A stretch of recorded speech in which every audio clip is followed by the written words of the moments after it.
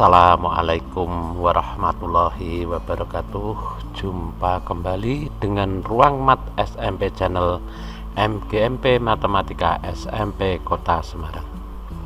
Sobat Matematika, untuk pembahasan kali ini melanjutkan untuk sistem koordinat, yaitu kedudukan tempat terhadap tempat lain sebagai sarana pembelajaran jarak jauh kelas 8 pertemuan keempat. Kedudukan tempat terhadap tempat lain, Sobat Matematika bisa cermati gambar berikut. Di gambar itu sudah ditunjukkan arah, bahwa kalau atas itu arah utara, kemudian timur itu ke arah kanan, barat ke kiri, sedangkan selatan itu ke bawah. Nampak pada gambar itu lokasi sekolah, toko, rumah Anton, dan puskesmas. Kedudukan rumah Anton terhadap sekolah itu berada di timur sekolah. Jadi rumah Anton itu ada di sebelah timur dari sekolah, namun lebih tepatnya adalah ke timur laut. Sobat Matematika bisa cermati di sini, jika berjalan dari sekolah ke rumah Anton itu adalah ke arah timur dulu, kemudian dilanjutkan nyerong ke arah timur laut. Namun kalau ini kita tarik garis lurus dari sekolah ke rumah Anton, itu lebih tepat ke timur laut. Namun dapat juga dikatakan bahwa rumah Anton itu di sebelah timur sekolah. Kemudian letak toko itu ada di sebelah barat puskesmas. Nah, Sobat Matematika bisa cermati, jika dari puskesmas ke toko itu maka harus berjalan ke barat. Ini nampak pada layar. Kemudian bagaimana kalau posisi benda terhadap garis mendatar dan garis tegak? Dalam hal ini untuk garis mendatarnya itu diberi inisial huruf, sedangkan garis tegak itu diberikan inisial bilangan atau angka. Kedudukan buah semangka itu jika kita potongkan antara yang mendatar dan tegak itu berada di kolom A dan berada di baris 1, maka kedudukan buah semangka itu ada di kotak A1. Namun dapat juga dinyatakan dalam bentuk kurung A,1. Kemudian untuk buah durian itu berada di kotak pada kolom B dan baris kedua, berarti buah durian berada di kotak B2 atau B,2. Kita lanjutkan, kedudukan buah belimbing itu berada di kotak E1, artinya pada kolom E dan baris ke-1, bisa juga dituliskan E,1. Kemudian kedudukan buah mangga itu berada di kotak A3. Selanjutnya untuk buah pisang itu berada di D3. Dilanjutkan buah jeruk itu berada di C4 karena di kolom C baris ke-4. Berarti Sobat Matematika bisa melanjutkan sendiri, kalau buah apel itu ada di kotak F2 dan buah naga itu ada di F5. Bagaimana kalau posisi benda terhadap garis mendatar dan garis tegak? Hanya saja untuk garis mendatarnya atau kolomnya itu diberi inisial bilangan, sedangkan barisnya atau yang vertikal itu juga diberi inisial bilangan. Nah, di sini kedudukan lingkaran, bangun lingkaran itu ada di kolom kedua, baris kedua berarti ada di kotak 2,2. Kedudukan belah ketupat itu di kolom 5 baris ke 1 berarti di kotak 5,1. Kemudian untuk segi 6 itu berada di kolom 4 baris 2, maka ada di kotak 4,2. Kemudian persegi panjang itu di kolom 2 baris 4 berarti ada di kotak 2,4. Untuk trapesium itu ada di kolom 6 baris 5 berarti ada di kotak 6,5.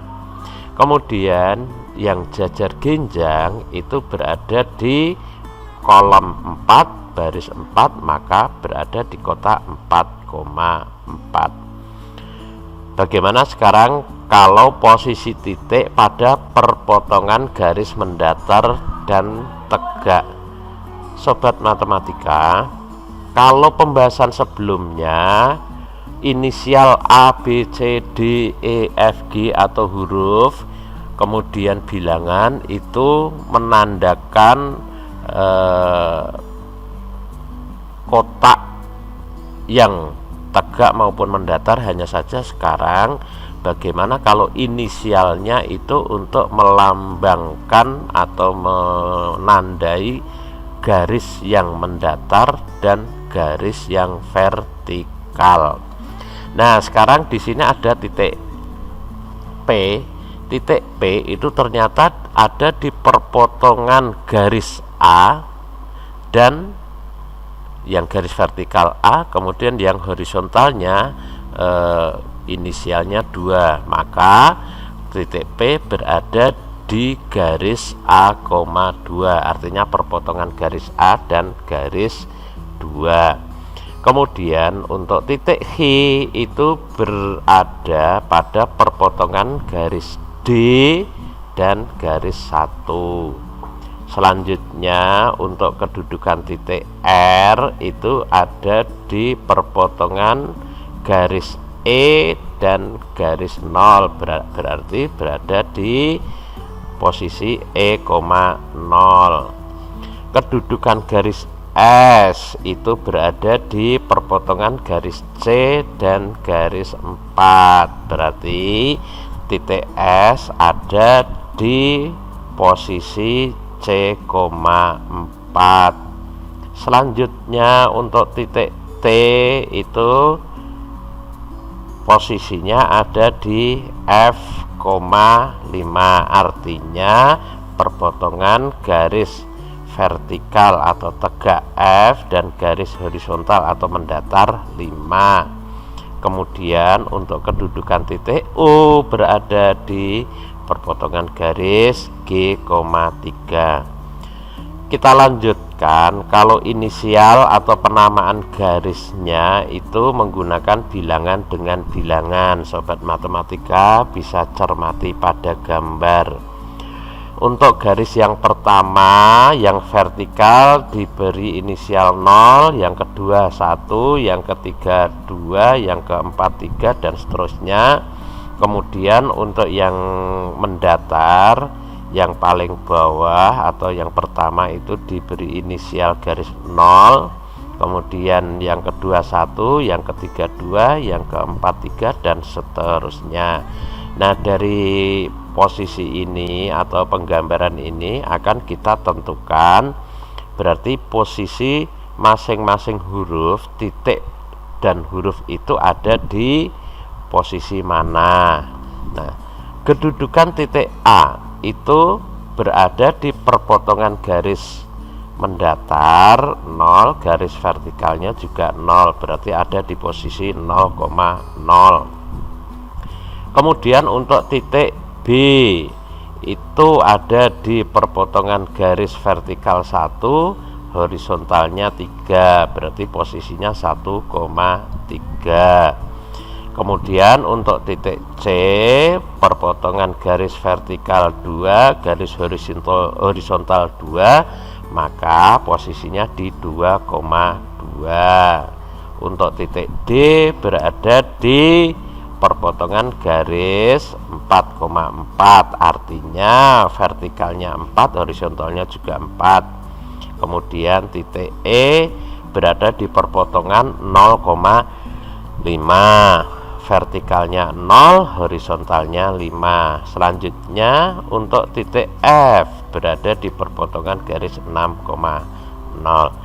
Sobat matematika, berarti untuk penamaan posisi dari suatu benda atau titik itu yang dituliskan terlebih dahulu adalah penamaan untuk garis vertikal, dilanjutkan untuk yang garis horizontal.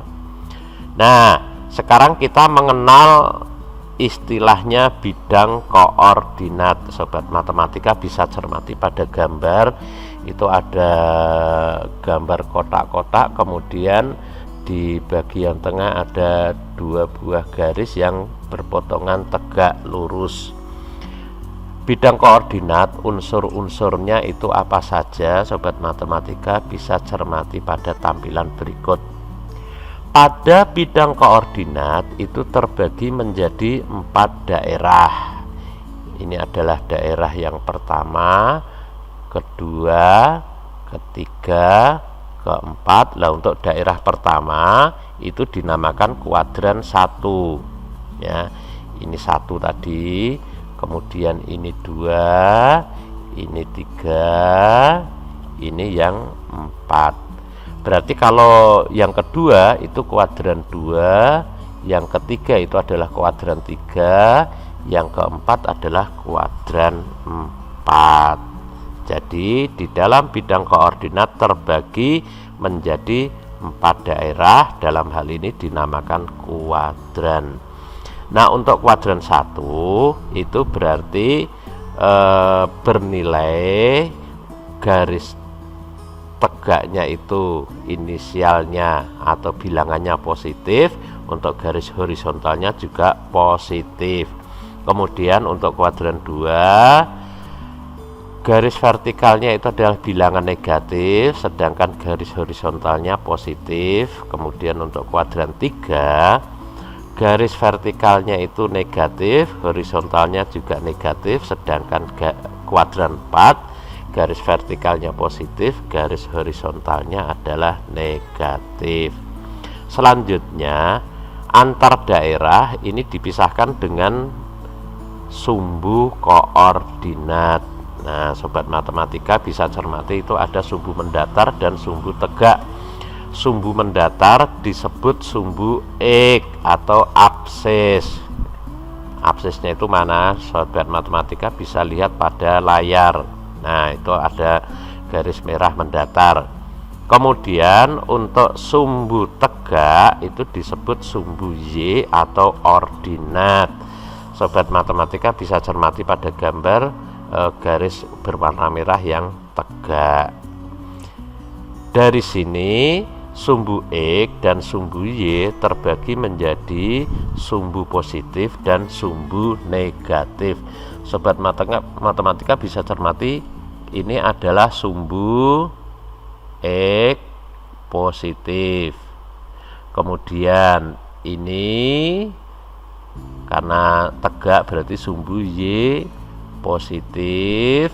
Kemudian ini yang ke kiri ini adalah X negatif, sedangkan yang vertikal ke bawah ini adalah Y negatif. Jadi di dalam bidang koordinat itu ada terbagi menjadi 4 bagian sumbu.